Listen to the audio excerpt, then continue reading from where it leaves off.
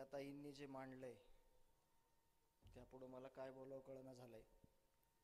जे काही इतिहास भूगोल सगळं सांगितलंय तो असाच आहे. अगदी एका निष्पाप माणसाला कशा पद्धतीनं मारलंय. आपल्याला न्याय घ्यायचा आहे का? तर मी विचारतोय, आपल्याला न्याय घ्यायचा आहे का? आपल्याला न्याय घ्यायचा आहे तर आपण फक्त न्याय मागणारे आहोत. न्याय देणारं कोण आहे? इथलं सरकार आहे. तर आपण सगळ्यांनी विनंती करायची आहे. मी विनंती करतोय मुख्यमंत्री साहेब आणि 2 उपमुख्यमंत्री साहेब. मी खरं तर आज वेगळं बोलणार होतो, पण आता मला महत्त्वाचं कळलंय की इथं बऱ्याचशा लोकांना ही गोष्ट माहीत नाही की तिथं बीड जिल्ह्यात नेमकं घडलंय काय, तिथली कायदा व सुव्यवस्था नेमकी आहे काय, आणि याचं कारण आहे काय, हे आपल्याला कुणालाच माहीत नाही. म्हणून मी बाकीचं सगळ्यांना सर्वश्रुत आहे, सगळा घटनाक्रम माहीत आहे, परंतु तिथली शासन व्यवस्था, तिथं जे काही राजकीय आश्रयापोटी काही कामं केले जातात, राजकीय पाठबळ कोणत्या कामासाठी दिलं जातं, आणि एका गरीब सरपंचाला, एका सर्वसामान्य कुटुंबातल्या माणसाला, एका समाजसेवकाला, एका गरीब कुटुंबातील सगळ्या परिवाराला, एका छोट्याशा गावात एकदम सुखासमाधानानं आणणाऱ्या माणसाला कशा पद्धतीनं संपवलं गेलं, कुणामुळे संपवलं गेलं, याविषयी मला बोलणं महत्त्वाचं वाटतंय. तर माझे हात जोडून विनंती आहे, मी न्यायाची भीक मागतोय. मुख्यमंत्री साहेब, उपमुख्यमंत्री साहेब, तुम्ही आज एकदम गांभीर्याने ही गोष्ट घ्या. 28 मे 2024 ला ही पहिली घटनेची सुरुवात झाली. एका उच्चपदस्थ व्यक्तींना, आवादा कंपनीच्या दोन्ही मॅनेजर आणि स्टोअर इंचार्जला अपहरण करून याच लोकांनी एका काळ्या कलरच्या स्कॉर्पिओ गाडीमध्ये घेऊन गेले आणि अपहरण करून त्यांना जे काही त्यांची काही मागणी असेल ती मागणी पुढं झाली का नाही माहीत नाही, परंतु या गोष्टीची दखल घेऊन त्या कंपनीनं 29 मेला यांच्यावर FIR दाखल केला. परंतु त्याच्यात ज्या दोघांनी अपहरण केलं होतं एकाच व्यक्तीचं त्याच्यात स्पष्ट नाव आहे आणि एक इतर आरोपी आहे, त्याचा कुठंही तपास झाला नाही. म्हणजे आरोपीला कळून चुकलं की आपलं काहीही होत नाही.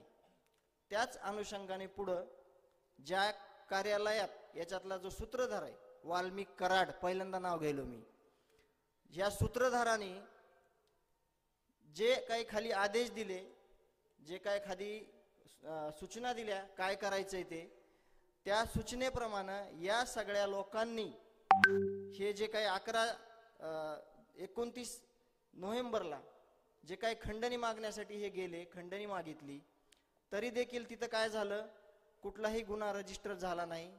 हे सगळे लोक पोलीस स्टेशनला गेले पण तिथं कुठलाही गुन्हा झाला नाही.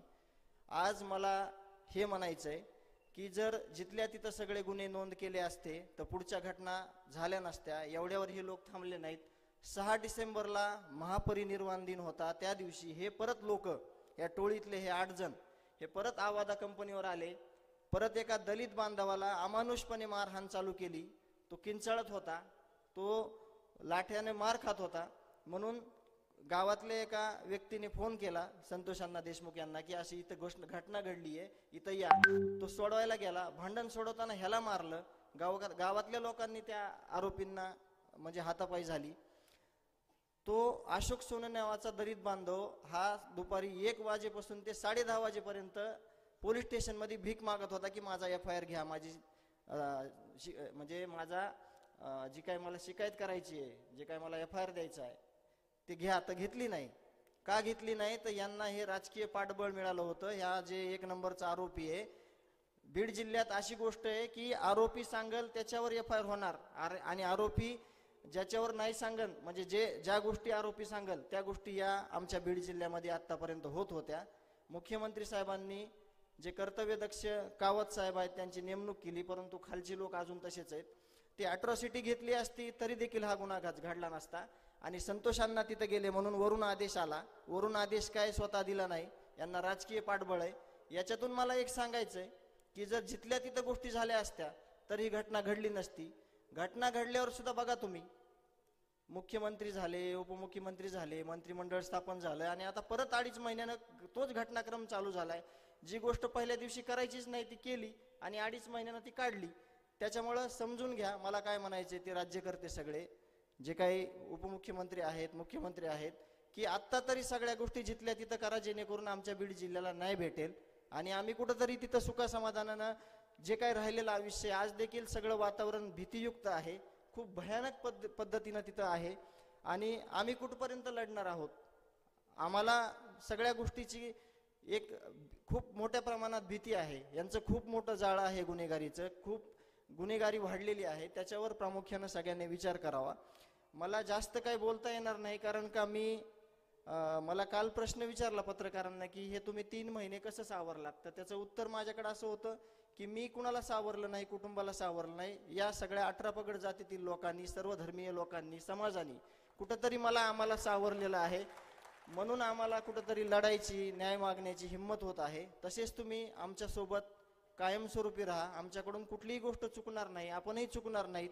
आपल्याला छत्रपती शिवाजी महाराजांचे विचार आहेत, शाहू फुले आंबेडकरांचा विचारांचा वारसा आहे, त्यावर आपण न्यायाच्या भूमिकेत आहोत. आपण न्याय मागून घेऊ आणि न्याय मिळाल्याशिवाय स्वस्थ बसणार नाही. पण अजून ज्या जिल्ह्यामध्ये काही प्रकार आहेत सध्या चालू, जेल प्रशासनानं काय काम केलंय, त्याच्यानंतर ही घटना घडल्यापासून राजकीय पुढाऱ्यांनी कुठं हस्तक्षेप केलाय, याचे पुरावे आमच्याकडे आहेत. आम्ही लवकरच मुख्यमंत्री आणि उपमुख्यमंत्री साहेबांकडे देणार आहोत.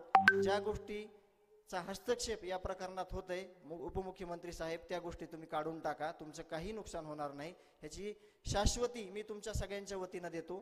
तुम्ही सगळ्या ज्या घाणेरड्या गोष्टी आहेत त्या काढून टाका, तुमचं काही नुकसान होणार नाही याची मी खात्री तुमच्या सगळ्यांच्या वतीनं देतो आणि थांबतो. यानंतर आपण माननीय प्रांताधिकारी साहेब यांना जे